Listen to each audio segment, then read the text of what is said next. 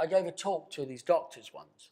It was amazing. And I asked the doctors in the room, tell me, what's the biggest killer on the planet? And they all said, stress. I said, exactly, stress. Right. Okay. What's stress? Stress is a chemical. It's a chemical reaction that goes through the bloodstream. It turns into acid and burns holes in the arteries and depletes the organs. So there's another chemical in your body worse than stress.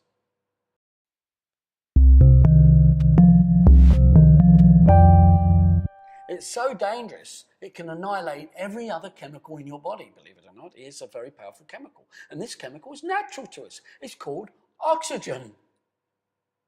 So when you feel your body full of oxygen, you are getting rid of stress.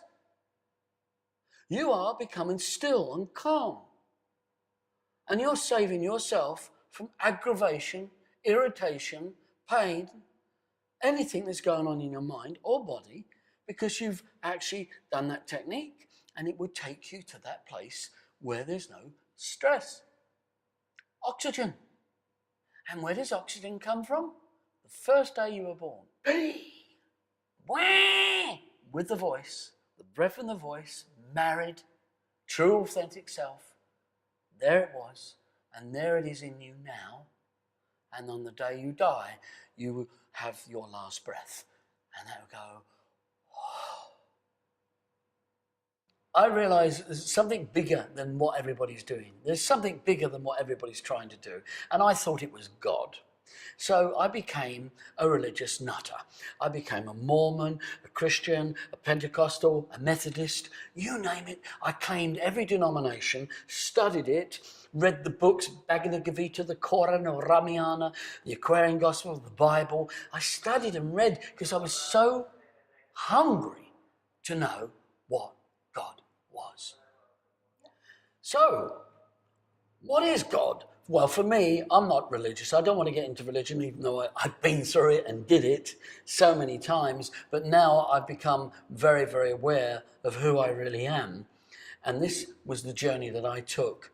Looking for generator, operator, destroyer, G-O-D, was my whole quest. And it started when I was 9, before the Beatles. And I really wanted to know why we're alive. Why are we in a body? Why am I here? I had to know the answer to this. And it pushed me and forced me to emigrate because I couldn't find it in England around the family, my family was very much limiting me in my pursuance of education and growth.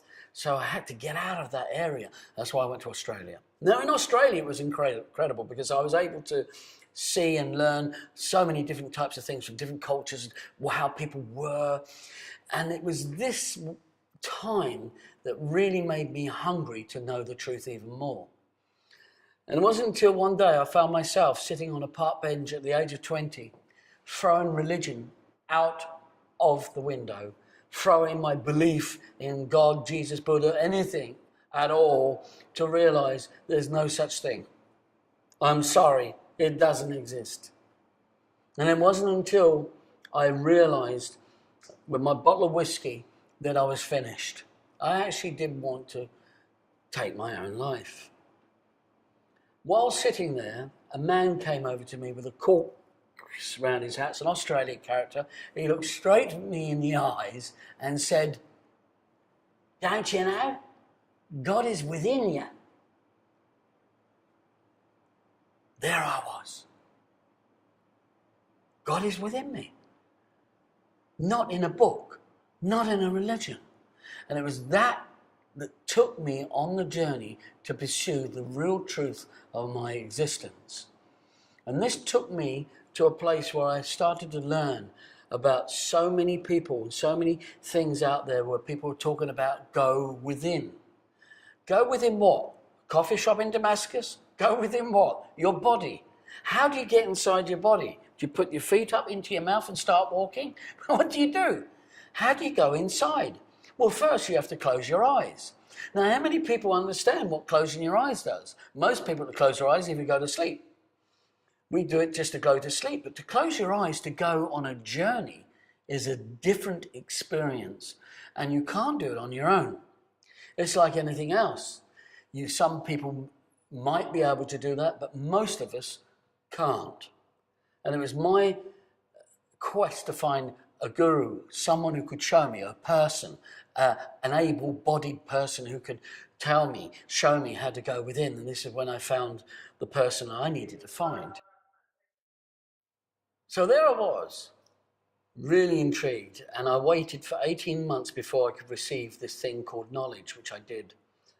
And it was that, from that moment, I realized that I was not just this mind and not just this body.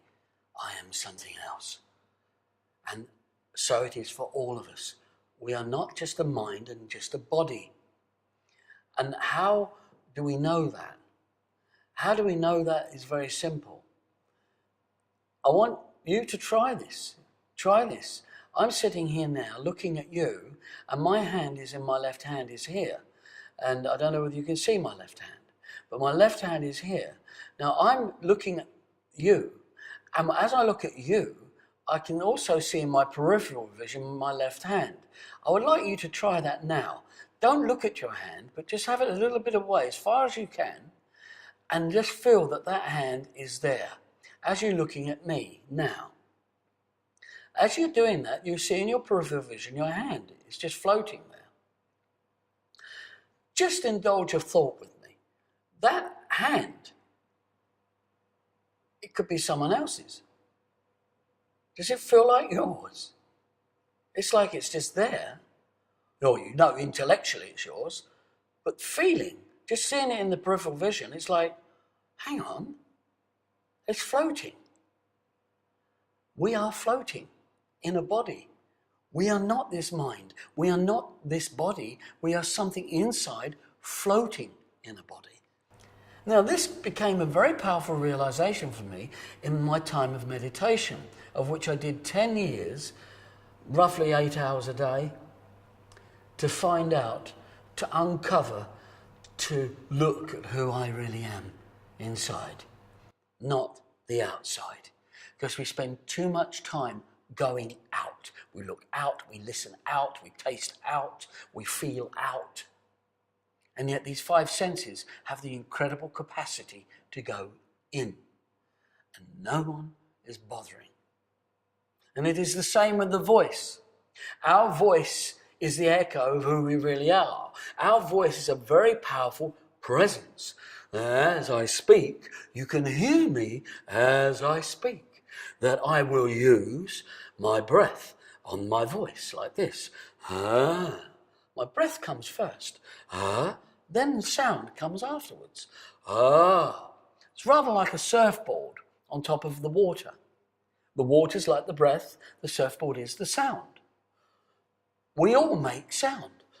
And that's what we're doing. I want you to try that. Try that with me now. It's mad, I know, but try it. Go, Just feel your breath. Take a breath in. Go, Isn't that incredible? You're making sound. Now, I want you to say a word with me today. This word is a word that describes you perfectly. And this is something I've learned on my journeys. I just want to share it with you. I hope you don't mind. Just indulge with me. It's interesting because you might have some insights and learn something from this about you. So you take a breath in and you say this word, please. And this is the word I want you to say. Take a breath in and the word is me. It's mad, isn't it? Me. I want you to listen to that. You're at home, you're watching, listen to that word. Here it goes. Breathe. Me. Did you feel that? I want you to feel it. Do it until you feel it. Keep doing it until you feel it. Breathe. Me. Close your eyes and feel that me in you. Just feel the me in you. Do it again. Breathe. Me. And you can feel the vibration in your chest vibrating. You can feel the air vibrating. It's your chest vibrating. This is a resonator in your body which makes sound. Do it again so you can feel it. Me. Did you feel that? Did you feel you in that me? If you did, If you're thinking a lot, you won't. If you're wondering a lot, or you're criticizing me and think, oh, I'm an idiot, which I understand, you're not experiencing that feeling. So have another go, one more time. Me, feel it, breathe and go, me. Did you get that? If you got that, you're experiencing the me in you. And that me in you is free. It's divine.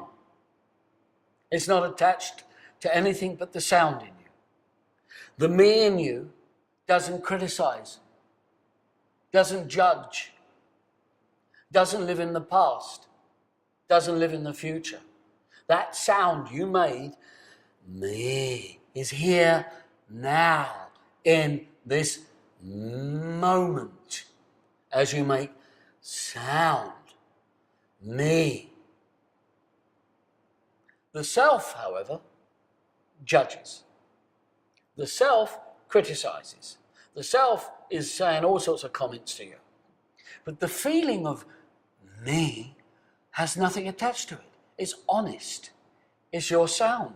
It's who you are making sound. Now that, believe it or not, is the root and connected to the root of your authentic self. It's the part in you we forget and don't look at every day. And I ask that question to you. How many of you want to be your true, authentic self? How many of you really want to feel who you are when you speak, or when you talk, or when you live? You see, when you feel your voice, when you feel your sound, you're in the moment. Right now, as I speak to you, I have no thought. There is no thought in my body. I'm listening to my sounds and I'm connecting with you only in the sound of my own voice, reaching out to you to ask you to look inside, to look for that truth in you, to look for your sound in you. And when you can, and when you feel that sound in you and that breath in you, and you understand that, you will be transformed. It doesn't take long for transformation to occur. It doesn't. All it takes is understanding. When the understanding is there, immediately transformation takes place.